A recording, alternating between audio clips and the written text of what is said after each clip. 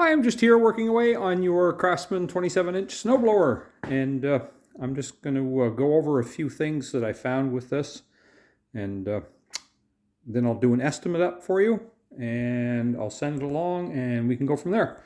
So you have a fuel leak onto your floor. It's not an uncommon thing with these snowblowers. Some of these Briggs & Stratton engines have a fuel shutoff valve, and some don't. And yours doesn't. So the only thing that stops fuel from leaking past the carburetor onto the floor, because if the valve's left open, it just keeps flowing and it bubbles up out of the bowl at the bottom of the carburetor and it comes out here and it goes onto the floor, and then the rest of it that doesn't go onto the floor goes into your engine because it leaks down in through the intake. So down in here. So we'll take this little, I'm doing this one-handed, so I'm multi-talented here today. Sort of. There we go. So this is a float valve with a little needle valve. It basically works very similar to your toilet. So as the fuel fills the bowl, so the fuel comes in, your inlet goes down and trickles down into past the valve, into the fuel bowl of the carburetor, which is on the bottom. And as it fills up, the little float, when the pin is still there, pivots up and it puts pressure on this little needle valve that's up inside. So the little needle valve looks like that, and it's basically just has a little rubber tip, and it makes a seal with the little tiny hole way up in there, and it just sort of hooks into your float. So as we have different issues with carburetors on snowblowers, some could be corrosion because sometimes these are all metal parts. Sometimes they can be dirt, and sometimes they can be a combination of both. I would say yours is dirt in the fuel system, and also wear in the rubber tip, which has finally caused it to make it so it started leaking. And you also have corrosion in the carburetor, so I wouldn't be surprised that when we fix the fuel leak that we found that there's a problem with the engine surging or running a little bit lean because some of the passages are kind of clogged up.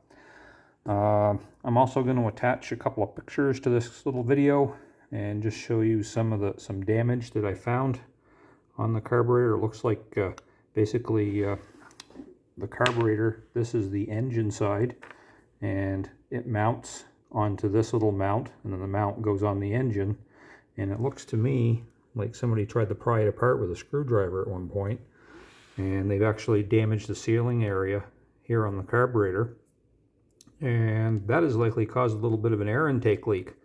That's going to make it so it's going to run a little bit lean. So just for that reason, I would recommend replacing the carburetor. The other part is when you buy the needle and you need the new seat for these Briggs & Stratton carburetors, you have to buy all this plastic assembly and all this plastic assembly, and by the time you take this carburetor and try to clean it and put those new parts on it, you're pretty much up to the price of buying an aftermarket carburetor and just putting it on, and it comes with new gaskets and stuff. And what I'm doing is I include the time it takes me to be able to do that work too. So anyway, if it was just the fuel leaking and the obvious signs of dirt and corrosion, I would say to replace it, but this makes me want to replace it even more. So luckily the mount that it goes on, it's got a little chip in it, but I think it's still going to seal okay when the gasket goes on it. So what I might do is I might just put a little touch of high temperature sealant there just to make sure that you don't have any kind of a leak. The next thing, I was saying that some of these engines come with a valve on them, and if you look really close, you see that little sort of round, I guess it's a square circle. That's actually a little knockout, just a little cover, and that's where a valve goes. So usually when I see somebody that has a problem with these and the fuel has been leaking onto the floor, we deal with the carburetor issue, but I would also recommend having a valve put in there too. I have those here, and I can put one in, and we'd replace the fuel line at the same time. Sometimes the fuel line, as the rubber gets old, they degrade on the inside, and you get little rubber bits that like to find their way down into your carburetor. Anyway, so I'll do a little estimate up for you, and I'll send it along to you, and we can go from there. Anyway, have a great night.